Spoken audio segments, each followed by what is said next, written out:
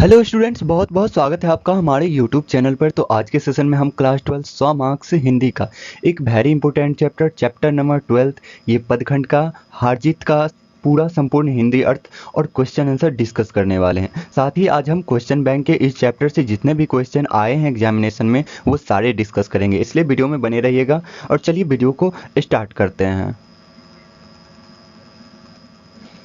तो देखिए, ये चैप्टर हारजीत ये चैप्टर ये अशोक वाजपेयी जी के द्वारा लिखा गया है।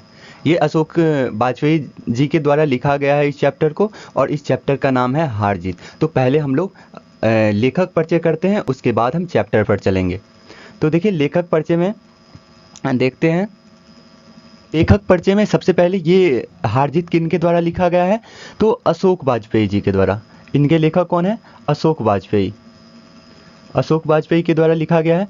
और इनका जन्म कब हुआ था? तो 16 जनवरी 1941 को। इनका जन्म कब हुआ है? 16 जनवरी 1941 को हुआ है इनका जन्म। जन्म स्थान है दुर्ग, छत्तीसगढ़ में। यहाँ से क्वेश्चन बनेंगे कि इनका जन्म कब हुआ था, तो 16 जनवरी 1941, और कहाँ हुआ था, तो छत्तीसगढ़ में। आगे देखिए कि इनके माता का नाम था निर्मला देवी और इनके पिता का नाम था परमानंद वाजपेयी। इनके माता का क्या नाम है? इनके माता का नाम है निर्मला देवी और इनके पिता का नाम परमानंद वाजपेयी जी। तो आगे शिक्षा ये गवर्नमेंट हायर सेकेंडरी स्कूल से प्रारंभिक शिक्षा किए थे, और सागर विश्वविद्यालय से बीए की पढ़ाई की है। कहाँ से किए हैं बीए की पढ़ाई इन्होंने? कहाँ से किया है? तो सागर विश्वविद्यालय। ये पॉइंट नोट आउट कर लीजिएगा। आगे है कि ये सेंट स्टीफेंस कॉलेज दिल्ली से अंग्रेजी में एमए किए हैं। जब वृत्ति की बातें हम देखते हैं यहाँ, तो ये भारतीय प्रशासनिक सेवा के अधिकारी रहे हैं। और सम्मान में देखेंगे तो ये इनको कौन कौन पुरस्कार मिला है, तो इनको मिला है साहित्य अकादमी पुरस्कार, और दयावती मोदी कवि शेखर सम्मान से भी इन्हें सम्मानित किया गया है।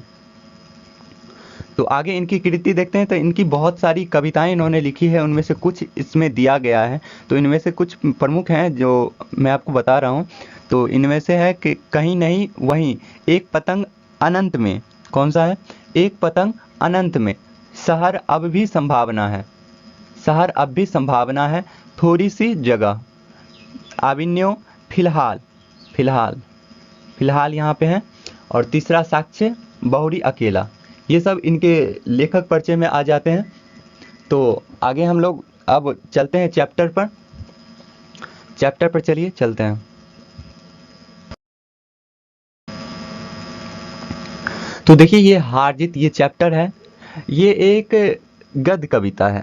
तो गद्य कविता क्या होता है ये मैं पहले आपको बताता हूँ कि गद्य कविता होता है, जैसे आप लोग देख रहे होंगे यहाँ पे कि यहाँ पे बिल्कुल ये कविता की तरह नहीं लग रहा है, ये एक कहानी की तरह लग रहा है। तो इन्होंने ये गद्य कविता होता है जिसमें समझना काफ़ी आसान हो जाता है। कविताएं काफ़ी मुश्किल होती है। कविताएं का दो अर्थ होता है, एक तो सामान्य अर्थ होता है और एक विशेष अर्थ होता है। तो यहाँ पर कविता जो दिया गया है, यहाँ एक सामान्य अर्थ है और एक विशेष अर्थ है। तो इस कविता में कवि ने सरकार की नाकामियों को जनताओं के समक्ष लाने का प्रयास किया है कि जब सरकार निकम्मी हो जाती है, जब सरकार जनताओं को अपने अपने देश के संभावित कारणों या देश में क्या हो रहा है इनसे दूर रखना चाहती है, तो इन्हीं सब को लेकर अशोक वाजपेयी का ये जो कविता हम लोग को पढ़ना है हारजीत, ये उन्हीं पर आधारित है। तो चलिए अब चैप्टर को स्टार्ट करते हैं। चैप्टर है हारजीत। हारजीत में चलिए चलते हैं। कहते हैं कि वे उत्सव मना रहे हैं, वे उत्सव मना रहे हैं, सारे शहर में रोशनी की जा रही है, सारे शहर में रोशनी की जा रही है। उन्हें बताया गया है, उन्हें बताया गया है कि उनकी सेना और रथ विजय प्राप्त कर लौट रहे हैं। ध्यान से पढ़िए इसे कि वे उत्सव मना रहे हैं, सारे शहर में रोशनी की जा रही है, उन्हें बताया गया है कि उनकी सेना और रथ विजय प्राप्त कर लौट रहे हैं। यहाँ पे अशोक वाजपेयी ने ये कह रहे हैं कि आज वहाँ की जनता उत्सव मना रही है, आज वहाँ की जनता उत्सव मना रही है, और उन्हें बताया गया है जो वहाँ के राजा हैं उनके द्वारा कि उनकी सेना विजय प्राप्त कर लौट रही है, आप सब उत्सव मनाओ। आगे देखिए, नागरिकों में से ज़्यादातर को पता नहीं है कि किस युद्ध में ध्यान से पढ़िए कि नागरिकों में से ज़्यादातर को पता नहीं है कि किस युद्ध में उनकी सेना और शासक गए थे। वहाँ के लोगों को ये भी नहीं पता है कि आखिर हमारे देश के जो सेना है वो अभी युद्ध कर रहे हैं और किस युद्ध में गए हैं और किसके साथ लड़ रहे हैं। आगे है कि युद्ध किस बात पर हुआ था, ये भी नहीं पता है कि किस बात पर हमारी सेना, जो हमारे देश की जो सेना है वो युद्ध की थी और किस बात पर विजय हुई है, ये भी नहीं पता है। आगे कि यह भी नहीं कि शत्रु कौन था, पर वे विजय पर्व मनाने की तैयारी में व्यस्त हैं। यहाँ पे अशोक वाजपेयी जनता को जागरूक करने का कोशिश कर रहे हैं कि वे कह रहे हैं कि ज़्यादातर जो वहाँ की जनता है, वहाँ के जो नागरिक हैं, उन्हें ये भी नहीं पता है कि हमारी जो सेना है वो कहाँ गई थी और किस युद्ध पे गई थी, युद्ध किस बात पे हुआ था और किसके साथ हुआ था, ये भी नहीं पता है। और उसमें से वो शत्रु की विजय हुई, उनके का अर्थ क्या है, उनके का अर्थ ये आगे की लाइन में आएगा। तो शत्रु कौन था, वहाँ की जो नागरिक हैं उन्हें पता नहीं है कि शत्रु कौन था, किनसे हम युद्ध कर रहे थे, लेकिन सारी जो जनता है उन्हें सिर्फ बता दिया गया कि हमारी सेना विजय प्राप्त कर लौट रही है, तो आप सब विजय पर्व मनाओ। तो यहाँ की जो जनता है वो विजय पर्व मनाने की तैयारी में व्यस्त है। किस में व्यस्त है? विजय पर्व की तैयारी मनाने में। उन्हें सिर्फ इतना पता है कि उनकी विजय हुई है। उन्हें सिर्फ किन्हें? तो नागरिकों को। उन्हें का अर्थ यहाँ पे नागरिक है। उन्हें सिर्फ इतना पता है कि उनकी सेना की विजय हुई है। उनकी, आगे देखिए, उनकी से आज से क्या है, उनकी का अर्थ क्या है, यह भी स्पष्ट नहीं है कि किसकी विजय हुई, सेना की हुई या शासक की या नागरिक की या शत्रु की। उन्हें वहाँ की जनता है, वहाँ के जो नागरिक हैं, उन्हें बिल्कुल, हाँ, उनके देश में जो हो रहा है उन गतिविधियों से बिल्कुल दूर रखा गया है। उन्हें बस सरकार अपनी नाकामियों को छुपाने के लिए उन्हें, वहाँ की जो नागरिक हैं उन्हें ये बता रहे हैं कि इससे आप सब उत्सव की तैयारी करो, हमारी सेना विजय प्राप्त कर लौट रही है। और किससे विजय हुई, किस बात पे हमारी सेना गई थी, किसी चीज़ की खबर वहाँ के नागरिकों को नहीं है। आगे देखिए, किसकी विजय हुई, सेना की, शासक की या नागरिकों की? किसी के पास पूछने का अवकाश नहीं है।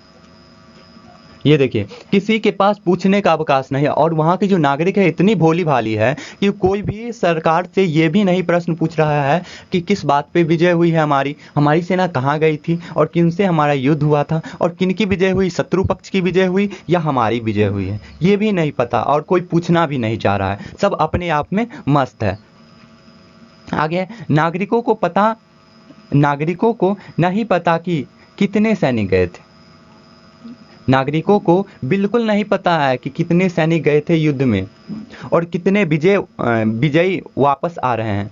कि वहाँ के नागरिकों को ये भी नहीं पता कि युद्ध के लिए कितना सेना हमारे देश से गया था और किस बात पे हुई थी, किस लिए हुई थी, किसके साथ हुई थी और कितने सेना गए और कितने वापस आ रहे हैं। ये सब किसी नागरिकों के पास इसका कोई खबर नहीं है, ना ही कोई इसे जानना चाहता है और ना ही सरकार से कोई ये सवाल कर रहा है कि हमारे देश में क्या हो रहा है। और आगे कहते हैं, और कितने विजयी वापस आ रहे हैं। आगे देखिए, खेत रहने वाले की सूची अप्रकाशित है। कहते हैं खेत रहने वाले की सूची अप्रकाशित है। कि जो वहाँ के जो किसान हैं वो तो अपने देश के नागरिकों के लिए अन्न उपजाने में व्यस्त हैं। उन्हें अगर इन बातों की खबर नहीं है तो कोई बात नहीं है। फिर भी आगे देखिए कि सिर्फ एक बूढ़ा मशक वाला है जो सड़कों को सींचते हुए कह रहा है कि हम एक बार फिर से हार गए।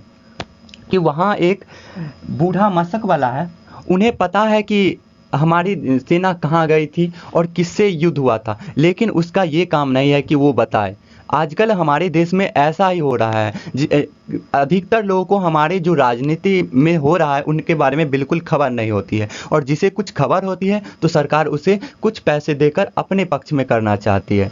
तो यहाँ पर वही है कि सिर्फ एक बूढ़ा मशक वाला है जो सड़कों को सींचते हुए कह रहा है कि आज हम फिर से हार गए, और गाजे बाजे के साथ गाजे बाजे के साथ गाजे बाजे के साथ जीत नहीं, हमारी हार लौट कर आ रही है। कह रहे हैं कि वो बूढ़ा मशक वाला है, वो कह रहा है कि आज हम फिर से हार गए, और गाजे बाजे के साथ जो हमारी सेना आ रही है वो जीत का प्रतीक नहीं, वो हार का प्रतीक है। हमारी सेना हार कर आ रही है। उस पर कोई ध्यान नहीं दे रहा है। उस जो मशक वाला है उस पर कोई ध्यान नहीं देता है। और अच्छा यह है कि उस पर सड़कों को सींचने भर की जिम्मेदारी है। वो जो मशक वाला है वो सड़कों को सींच रहा है, जिस पथ से होकर सेना आ रही है।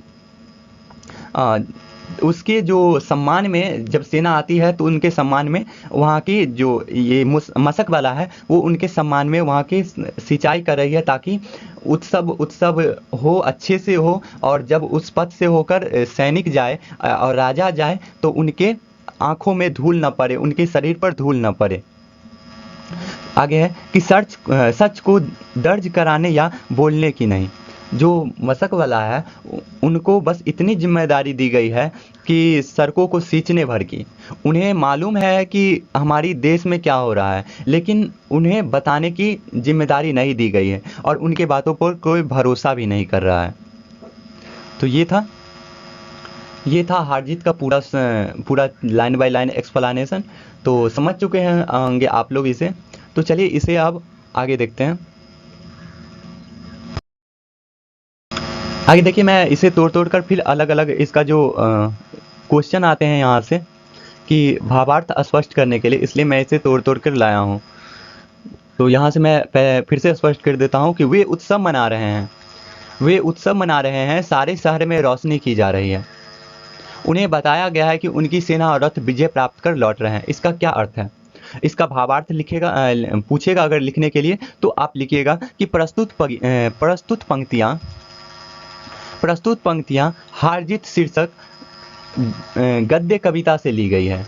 ये कविता कौन सा है? तो ये गद्य कविता है, गद्य कविता से ली गई है, जिसके रचनाकार अशोक वाजपेयी हैं। इन पंक्तियों में कवि ने राजनीतिक झूठ को उजागर किया है कि हमारी जो देश के जो राजनीति होती है उसमें सरकार की जो नाकामियां होती है उन्हें सरकार जनता के समक्ष नहीं लाना चाहती है, उजागर किया है।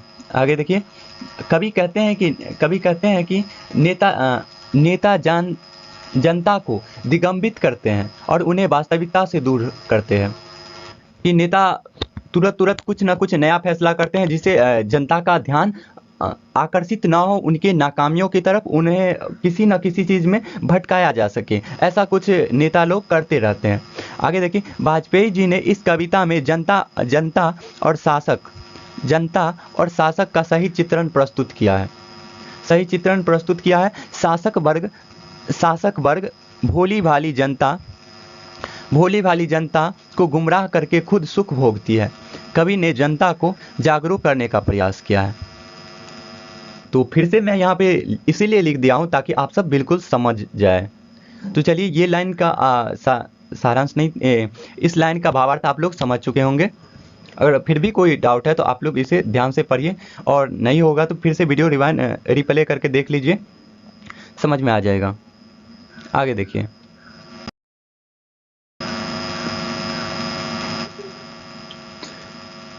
आगे है कि नागरिकों में से ज़्यादातर को पता नहीं है कि किस युद्ध में उसकी सेना और शासक गए थे।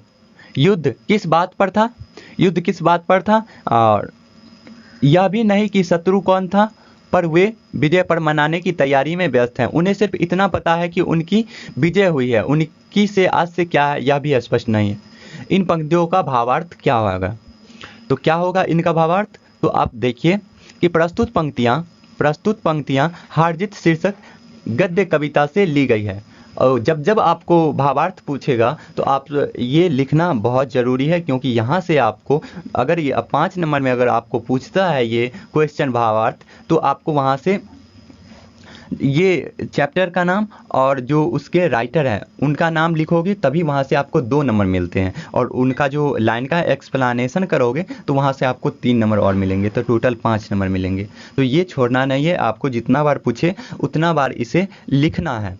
आगे देखिए, इन कविता में कवि ने राजनीतिक झूठ को उजागर किया है। कवि कहते हैं कि भोली भाली जनता को बताया जाता है कि युद्ध में उनकी सेना विजय प्राप्त कर लौट रही है, जबकि शहर के नागरिकों को पता नहीं कि युद्ध किनके बीच हो रहा है, युद्ध के होने का कारण क्या है। कवि कहना चाहते हैं कि सत्ताधारी लोग जनता को वास्तविकता से दूर कर रखते हैं। जो सत्ताधारी होते हैं, जिनके हाथ में सत्ता होती है, अर्थात जिनकी सरकार होती है, उन्हें हम सत्ताधारी कहते हैं, कि जिनकी जो सरकार होती है वो हम अपनी उनके जो नाकामियाँ होती है, उनके अंदर जो कमी होती है, उन्हें वो छुपाना चाहते हैं। इसीलिए वो अगर जनता को पता लग जाए तो उनकी सरकार गिर जाएगी, उनकी सरकार फिर नहीं बन पाएगी, नागरिकों के नज़र में उनकी इज्जत नहीं रहेगी, और नागरिक जब इज्जत नहीं रहेगी तो नागरिक उन्हें फिर वोट नहीं देंगे और उनकी सरकार गिर जाएगी। इन्हीं वास्तविकताओं से दूर रखते हैं। लोगों को पता भी नहीं कि आखिर युद्ध किससे हो रहा है, जनता को यही बताया जाता है कि उनकी विजय हुई। तो इन लाइन का भावार्थ ये था। तो आगे देखिए, आगे की लाइन को फिर देख लेते हैं। आगे है कि किसकी विजय हुई, सेना की या शासक की या नागरिक की, किसी के पास पूछने का अवकाश नहीं है। नागरिकों को नहीं पता कि कितने सैनिक गए थे और कितने विजयी वापस आ रहे हैं, कि नागरिकों को। तो ये इसका भावार्थ लिखना है। तो देखिए, प्रस्तुत पंक्तियाँ हार-जीत शीर्षक गद्य कविता से ली गई है। ये कहानी लिखना ही है, हर एक जब पूछेगा तब लिखना है। तो प्रस्तुत पंक्तियाँ हार-जीत शीर्षक गद्य कविता से ली गई है, जिनके रचनाकार अशोक वाजपेयी हैं। जिनके रचनाकार कौन है? अशोक वाजपेयी हैं। इन पंक्ति में कवि ने राजनीतिक झूठ को उजागर किया है। कवि कहते हैं भोली भाली जनता को बताया जाता है, क्या बताया जाता है? बताया जाता है कि युद्ध में उनकी सेना विजय प्राप्त कर लौट रही है, लेकिन जनता को यह भी पता नहीं कि विजय सेना की है या शासक की या नागरिक की।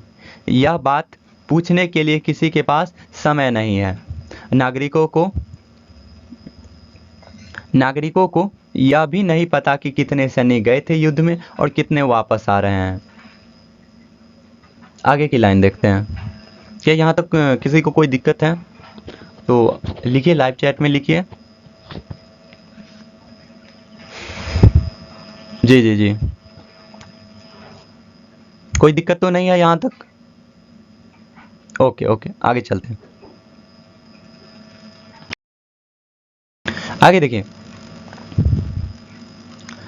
कि खेत रहने वाले की सूची अप्रकाशित है।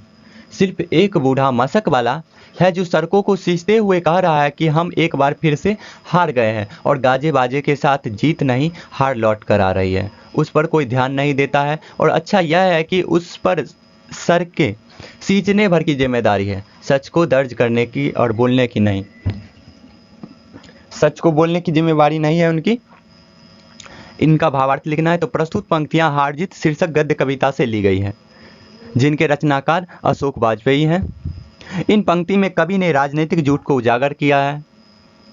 इसमें कविता का जो केंद्रीय भाव होता है वो हर एक जब हम उसका लाइन का एक्सप्लेनेशन करते हैं, भावार्थ लिखते हैं लाइन का, तो चैप्टर का जो केंद्रीय भाव होता है उसे लिखना पड़ता है। तो यह इस चैप्टर का जो केंद्रीय भाव है, तो केंद्रीय भाव यहाँ पर इस चैप्टर का है कि कवि क्या कहना चाहते हैं। इस चैप्टर में जो हम लोगों को दिए हैं, जो पढ़ने के लिए जो दिए हैं अशोक वाजपेयी जी, उन्होंने क्या सोचकर इस कविता को लिखा है और हमारे जो सिलेबस में इन्हें क्यों दिया गया है, ताकि हम लोग भी जान सके और हम लोग उनकी तरह न बने। हम लोग सरकार से सवाल पूछें कि ऐसा क्यों हुआ। हम लोग आज़ाद देश के निवासी हैं, हम सरकार से पूछ सकते हैं कि आखिर हमारे देश में ऐसा क्यों हुआ, और हमारी सेना अगर गई है युद्ध में तो हमारे देश में युद्ध किस बात पे हो रही है, और कितने सेना गए हैं और कितने वापस आ रहे हैं। अगर हमारी हार होती है फिर भी हमें बताया जाए, और हमारी जीत होती है फिर भी हमें बताया जाए। हमारे देश की हर एक गतिविधियों पर नागरिकों का अधिकार है कि हम जानें उसे। तो ये होता है उनका केंद्रीय भाव। तो इसमें देखिए इन पंक्ति में कवि ने राजनीतिक झूठ को उजागर किया है। राजनीतिक झूठ को उजागर किया। कवि कहते हैं कि खेत में रहने वाले अर्थात श्रमिक मजदूर जिन्होंने आज़ादी में अपना योगदान दिया है, आज़ादी में अपना योगदान दिया है, उनकी तरफ किसी का ध्यान नहीं है। सरकार को जो किसानों की जो दशा होती है उनकी तरफ कोई ध्यान नहीं दे रहा है, बस अपने भोग विलास में सरकार मस्त रहती है। अगर ऐसा है तो हमें जो आवाज़ उठानी चाहिए, हमें कहनी चाहिए सरकार को ऐसा नहीं। हम जो किसान है वो जवान और किसान हमारे देश की नींव होती है, इसीलिए कहा गया है जय जवान जय किसान। तो आगे देखिए, किसी का ध्यान नहीं है किसानों की तरफ, मजदूरों की तरफ जिन्होंने हमारे देश की आज़ादी में बहुत योगदान भी दिया था। बस वहाँ के जो एक है बूढ़ा मशक वाला सड़कों को सींचते हुए इस देश के बुद्धिजीवी वर्ग की ओर से कहता है, यहाँ पे मशक वाला है उनके पास कुछ नॉलेज है, वो बुद्धिजीवी वर्ग के हैं, वो कहते हैं कि हम लोग एक बार फिर से हार गए, क्योंकि उन्हें मालूम है कि हमारी देश में क्या हो रहा है। क्योंकि उनकी जो नज़र है, मशक वाला बूढ़ा जो मशक वाला है उनकी नज़र है हमारे देश की गतिविधियों पर, और वो बूढ़ा हो चुके हैं। ऐसा कई बार सरकारों ने उनके साथ धोखा किया है कि जीत बोलकर हार कर आए हैं, बोले हैं कि हम जीत कर आए हैं, लेकिन वो असल में हार कर आए हैं। इनका ये जो बूढ़ा है, इनके बूढ़े के कारण इनका अनुभव भी बहुत पुराना है, इसीलिए इन्हें मालूम है। और बूढ़ा मशक वाला कहते हैं कि गाजे बाजे के साथ जीत नहीं, हार लौट कर आ रही है। लेकिन वो बूढ़ा हो चुके हैं। सरकार के जो नए यंग होते हैं, जो हमारे देश के युवा होते हैं, उन्हें उनकी बातों पर विश्वास नहीं हो रहा है कि हमारी नई, उन्हें लगता है कि सरकार जो कह रही है बिल्कुल सही कह रही है। लेकिन बूढ़ा जो मशक वाला है उन्हें मालूम है कि असल में क्या हुआ है, इसीलिए वो कह रहे हैं कि हम गाजे बाजे के साथ हमारी जीत नहीं, हार लौट कर आ रही है। लेकिन उनकी बातों पर कोई ध्यान नहीं देता है, और अच्छा है क्योंकि वह राजनीति की जिम्मेदारी से मुक्त है। जो बूढ़ा मशक वाला है वो राजनीति की जिम्मेदारी से मुक्त है, उनका बस काम क्या है, सड़कों पर पानी पटाना। तो ये था इस लाइन का भावार्थ। तो उम्मीद करते हैं कि आप सभी को ये समझ में आ गया होगा। तो ये चैप्टर तो ख़त्म हो गया यहाँ पे। तो चलिए इस चैप्टर का क्वेश्चन आंसर कुछ डिस्कस कर लेते हैं, और उसके बाद मैं लास्ट में इस चैप्टर से जितने भी आज तक आए हैं एग्जामिनेशन में, बिहार बोर्ड के सिलेबस में जितने भी क्वेश्चन आए हैं इस चैप्टर से, वो सब मैं सब्जेक्टिव क्वेश्चन लेकर आया हूँ। तो उनके बारे में कुछ डिस्कस कर लेंगे, उसके बाद वीडियो को एंड करेंगे। तो चलिए चलते हैं।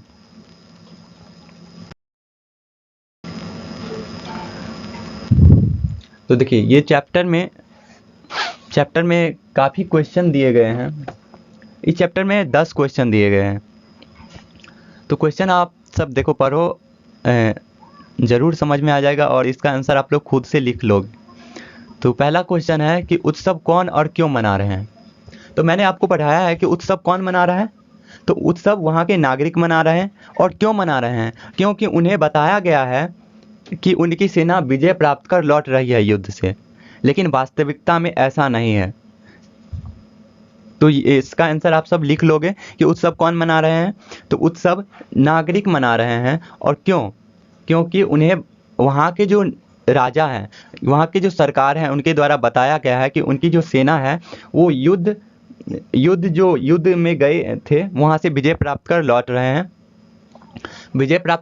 हैं। तो उनकी स्वागत में आप सब उत्सव की तैयारी करो। तो ये क्वेश्चन आप लोग अपने लैंग्वेज में लिख लोगे। तो आगे है सेकंड क्वेश्चन है, नागरिक क्यों व्यस्त है, क्या उनकी व्यस्तता जायज़ है। तो यहाँ पे नागरिक क्यों व्यस्त हैं, तो काफ़ी नागरिक, देखिए यहाँ पे है कि नागरिक क्यों व्यस्त हैं। तो चैप्टर में जब हम पढ़ रहे थे तो वहाँ पे मैंने आपको बताया है इसके बारे में। तो आप लोग कुछ सोचो, नागरिक क्यों व्यस्त हैं। तो देखो, नागरिक उत्सव मनाने में व्यस्त हैं, और यहाँ पे नागरिक उत्सव मनाने और अपने कामों में व्यस्त हैं। और ये जो आगे है, क्या उनकी व्यस्तता जायज़ है, नहीं, उनकी व्यस्तता जायज़ नहीं है, क्योंकि सरकार के द्वारा उनको बताया गया है कि उनकी सेना विजय प्राप्त कर लौट रही है, लेकिन वास्तविकता में वो हार कर लौट रही है। क्योंकि वहाँ की जो सरकार है वो वहाँ की जो सरकार है अपनी नाकामियों को छुपाने के लिए उनसे झूठ बोल रहे हैं। और अगर हाँ वहाँ के नागरिक अगर व्यस्त रहेंगे तो सरकार कुछ भी करेगी, नागरिकों को पता नहीं चलेगा। इसलिए व्यस्तता जायज़ नहीं है। उन्हें अपने देश की गतिविधियों पर ध्यान देना चाहिए, उन्हें जानना चाहिए कि हमारे देश में क्या हो रहा है। तो इस क्वेश्चन का आंसर आप सब लिख लोगे। तीसरा क्वेश्चन देखते हैं, किसकी विजय हुई, सेना की, नागरिक की? कवि ने इस प्रश्न को क्यों खड़ा किया है और यह विजय किन की है? आप क्या सोचते हैं, बताएं। अपने लैंग्वेज में इसको लिखना है। तो यहाँ पे कवि ने प्रश्न खड़ा किया है कि कवि ने कौन सा प्रश्न खड़ा किया है कि किसकी विजय हुई, सेना की या नागरिक? असल में तो हम लोगों की हार हुई है, वहाँ के नागरिकों की हार हुई है। यहाँ पर कवि ने इस प्रश्न को इसलिए खड़ा किया है क्योंकि वे जागरूक करना चाहते हैं वहाँ के जो नागरिक हैं, वहाँ के नागरिक हैं कि असल में आप सब पूछो सरकार से कि आखिर किस बात पे विजय हुई है, हमारी विजय हुई या आपकी विजय हुई, या आप कहाँ गए थे? अगर आप युद्ध लड़ रहे हो तो उसमें हमारा भला है या बुरा है? हाँ, अगर युद्ध होता है तो युद्ध में किसी का भला नहीं होता है, ये बात तो सब जानते हैं। अगर युद्ध हो रही है तो किन बातों पे हो रही है, उसका वास्तविक कारण क्या है, क्या जायज़ है युद्ध करना या नहीं जायज़ है, ये सब बातें एक नागरिकों को जानना जरूरी है। इन्हीं बातों को लेकर यहाँ पे कवि ने इन प्रश्न को खड़ा किया है कि आप सब पूछो और यह विजय किसकी है, आप क्या सोचते हैं? तो अगर यहाँ पर सबका अलग अलग राय होगा तो यहाँ पे मैं सोचता हूँ कि यह विजय किनकी है, आप क्या सोचते हैं, बताएं। यह विजय तो सरकार की है क्योंकि वो हार गई है और वहाँ के नागरिकों को वो बुद्धू बना रही है क्योंकि उनके अपने जो नाकामियाँ उसे छुपाने के लिए। इनमें जनता का कोई भला नहीं है, इसलिए जनता को जागरूक होना चाहिए। आगे का सवाल है कि खेत रहने वाले की सूची अप्रकाशित है, इस पंक्ति के द्वारा कवि ने क्या कहना चाहा है? कवि ने इस पंक्ति की क्या सार्थकता बताए? तो इसको मैंने अभी जस्ट बताया है, तो इस क्वेश्चन को मैं छोड़ देता हूँ। आगे देखिए, सड़कों को क्यों सींचा जा रहा है? तो सड़कों को इसलिए सींचा जा रहा है क्योंकि जब हमारी देश की सेना विजय प्राप्त कर लौट रही होती है या किसी युद्ध से, वास्तविकता में अगर युद्ध से लौट रही होती है या तो वो जीत कर या हार कर, तो उनकी सेना के लिए हम सब उनकी सेना के अपनी सेना की जो स्वागत होता है उनके लिए हम अपने सड़कों को साफ करते हैं और ताकि वो सही से जा सके, उनके पैरों से धूल उड़कर उनकी आंखों तक ना पड़े, इसीलिए हम सड़कों को सींचते हैं। आगे है, बूढ़ा मशक वाला क्या कहता है और क्यों कहता है? क्योंकि बूढ़ा मशक वाला कहता है कि एक बार फिर से हम हार गए हैं और गाजे बाजे के साथ हमारी जीत नहीं, हार लौट कर आ रही है। और ऐसा इन्होंने इसलिए कहा है क्योंकि उन्हें मालूम है कि वास्तविकता क्या है, वास्तविकता में हमारी सेना विजय प्राप्त की है या हार गई है, इसीलिए उन्होंने कहा। आगे देखिए कि बूढ़ा मशक वाला किस जिम्मेदारी से मुक्त है? तो वो राजनीतिक की जिम्मेदारी से, या यूं कहे तो वो सच बताने से मुक्त है, क्योंकि देश के बारे में उन्हें मालूम है लेकिन उनकी बातों पर कोई भरोसा ही नहीं करता है, इसलिए वो लिखेंगे कि वो सच बताने की जिम्मेदारियों से मुक्त है। सोचिए अगर वह जिम्मेदारी उसे मिलती तो क्या होता? सोचिए अगर वो जिम्मेदारी उसे मिलती तो क्या होता? देखिए यहाँ पर कहता है कि अगर सच बताने की जिम्मेदारी अगर उस मशक वाला को मिलती तो क्या होता? मशक वाला को अगर वो बताने की जिम्मेदारी मिलती तो वो सबको बताता कि वास्तविकता क्या है हमारे देश की जो सेना गई है कहाँ गई थी, किस बात पे युद्ध हुआ था, किस लिए युद्ध हुआ था, किसके साथ हुआ था, और हमारी सेना यहाँ से कितनी सेना गई थी और आज कितनी वापस आ रही है, सारी वास्तविकता को वो बताता है नागरिकों को। आगे देखिए, जिन पर हैं वे सेना के साथ ही जीत कर लौट रहे हैं। किनके लिए आया है? वे सेना के साथ कहाँ से आ रहे हैं और वे सेना के साथ क्यों थे और जीत कर लौट आ रहे हैं? ये राजा के लिए कहा गया है और जीत कर तो नहीं, वो हार कर लौट कर आ रहे हैं। इस क्वेश्चन को भी आप लोग बना लीजिएगा। देखिए मैंने आपको शुरू में ही बताया था कि गद्य कविता क्या है, इनकी क्या विशेषता है, इस कविता को देखते और परखते हुए बताएं। गद्य कविता होता है कि एक ऐसा कविता होता है जिसमें कोई लय नहीं होता है, एक कहानी की तरह होता है, गद्य की तरह होता है। गद्यबद्ध संकलित कविता, आप लिखोगे कि गद्यबद्ध संकलित कविता को गद्य कविता कहा जाता है। और इनकी विशेषता ये होती है कि इन्हें समझना काफ़ी आसान होता है। इन्हें कोई आम आदमी में समझ सकता है जो हिंदी की थोड़ी नॉलेज रखता हो। तो गद्य कविता की विशेषता क्या है? इसे समझना आसान होता है क्योंकि इसमें काफ़ी टफ वर्ड नहीं यूज किए जाते हैं। इसमें आसान शब्दों में कहानी की तरह इसे लिखा जाता है और इस कविता को देखते और पढ़ते हुए बताएं। तो इस कविता में आपने देखा ही होगा कि कहीं कॉमा पूर्ण विराम नहीं है। जैसे कविता में छोटी छोटी लाइनों में डबल कॉमा के साथ, डबल पूर्ण विराम के साथ घिरा हुआ रहता है, ऐसा कुछ नहीं है इस कविता में। आगे है कि हमारा नेक्स्ट जो क्वेश्चन है, ये क्वेश्चन अच्छी है, इन्हें आप बना लीजिएगा। कविता में किस प्रश्न को उठाया गया है और उनकी समझ में भीतर और कौन प्रश्न उठाते हैं? तो ये है केंद्रीय भाव इस कविता का। तो कविता में किस प्रश्न को उठाया गया है? कविता में इस प्रश्न को उठाया गया है कि हमें अपने देश की गतिविधियों पर भी ध्यान देना चाहिए कि अगर हमारे देश में कुछ हो रहा है तो वहाँ के नागरिकों को ये पता होना चाहिए कि आखिर क्या हो रहा है। तो इस क्वेश्चन को आप लोग अपने लैंग्वेज में लिखना। तो मैंने डिस्कस कर लिया है। वैसे मैं इस चैप्टर का जो आंसर की होता है क्वेश्चन का, वो मैं बहुत जल्द लेकर आऊँगा। तब तक आप लोग बनाने की कोशिश करना है इसे। उम्मीद करते हैं बन जाएगा क्योंकि मैंने सारे को काफ़ी हद तक मैं उसे डिफाइन कर दिया हूँ। क्वेश्चन को भी लाइन बाय लाइन भी कर दिया हूँ, चैप्टर को भी किया हूँ। अब हम चलते हैं इस चैप्टर का वेरी इंपॉर्टेंट पॉइंट पर, क्योंकि अब हम डिस्कस करने वाले हैं कि क्वेश्चन बैंक के क्वेश्चन को, क्योंकि यहाँ से हमें अंदाज़ा लगेगा कि आखिर हम ये चैप्टर पढ़ रहे हैं, इनके बारे में हमें नॉलेज प्राप्त होने के बाद इस चैप्टर से हमें क्या लाभ होगा एग्जामिनेशन में। तो एग्जामिनेशन में इस चैप्टर से कितने क्वेश्चन आते हैं, क्वेश्चन आते भी हैं या नहीं आते हैं, किस टाइप का क्वेश्चन आते हैं, ये सब मिलेंगे आपको। तो वहाँ से हम देख लेते हैं। तो चलिए चलते हैं। तो देखिए इस चैप्टर से काफ़ी क्वेश्चन आते हैं। अगर मैं बात करूं 2023 के जो एग्ज़ाम हुए थे साइंस के लिए आर्ट का क्वेश्चन नहीं देख पाया हूं और कॉमर्स का नहीं देख पाया हूं, मैं साइंस का देखा हूं। तो उसमें इस चैप्टर से 2 मार्क्स का क्वेश्चन आए हैं और 2 ऑब्जेक्टिव आए हैं।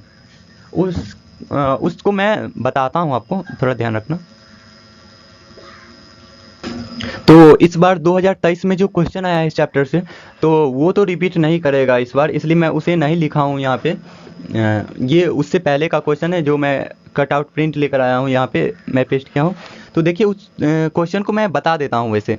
तो इस बार जो क्वेश्चन आया है चैप्टर से 2 मार्क्स का क्वेश्चन, उसमें आया है कि सड़कों को क्यों सींचा जा रहा है। तो मैंने अभी आपको बताया कि सड़कों को क्यों सींचा जा रहा है। और दूसरा क्वेश्चन आया है कि उत्सव कौन और क्यों मना रहा है। ये पहला क्वेश्चन, ये दोनों क्वेश्चन इस बार आए हैं एग्जामिनेशन में। और इससे पहले जो इसके 2023 से पहले जो एग्जामिनेशन हुए हैं उसमें जो क्वेश्चन आए हैं वो यही सब क्वेश्चन है। इसमें देखिए पहला क्वेश्चन है कि अशोक वाजपेयी द्वारा रचित कविता का केंद्रीय भाव क्या है। तो केंद्रीय भाव मैंने आपको बार बार बताया है कि इस चैप्टर का जो अशोक वाजपेयी द्वारा जो रचित ये चैप्टर हार जीत है, इसका केंद्रीय भाव क्या है। तो केंद्रीय भाव इस चैप्टर का ये है कि हमारी जो सरकार होती है वो जब निकम्मी हो जाती है, जनता से उनका जो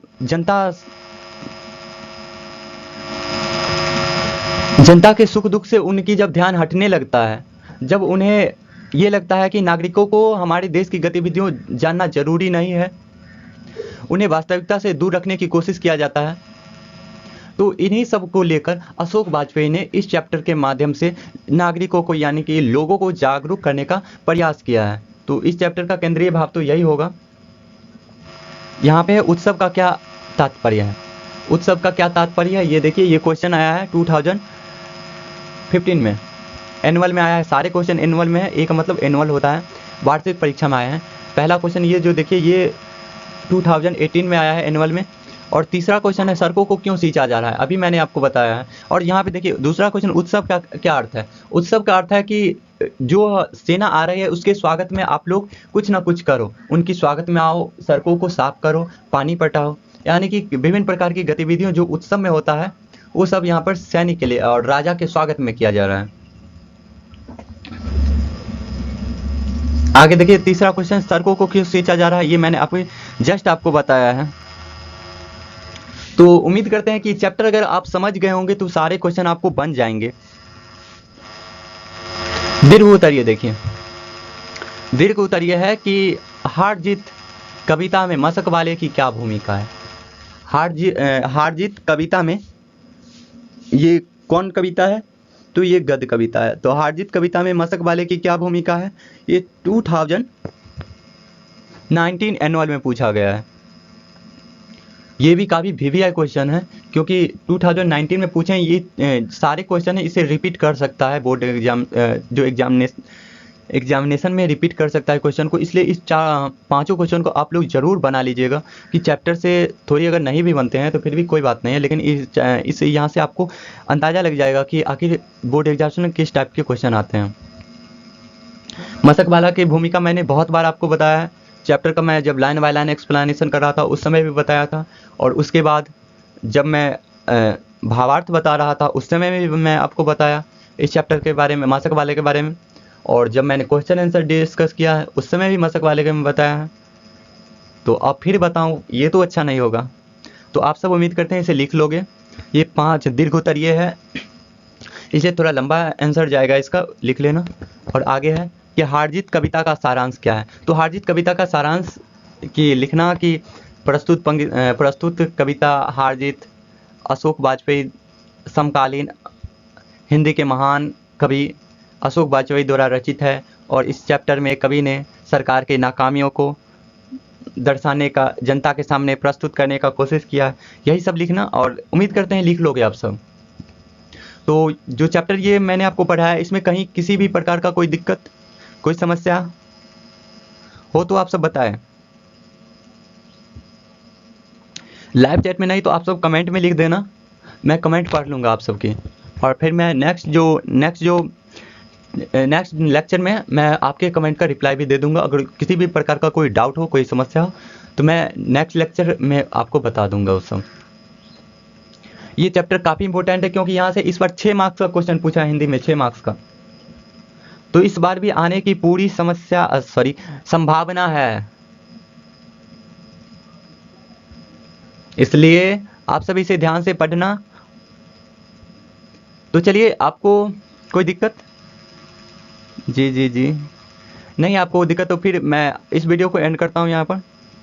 तो आप सब सही से रहिएगा, सलामत रहिएगा, फिर मिलते हैं आपसे नेक्स्ट लेक्चर में। तब तक के लिए ओके, गुड बाय।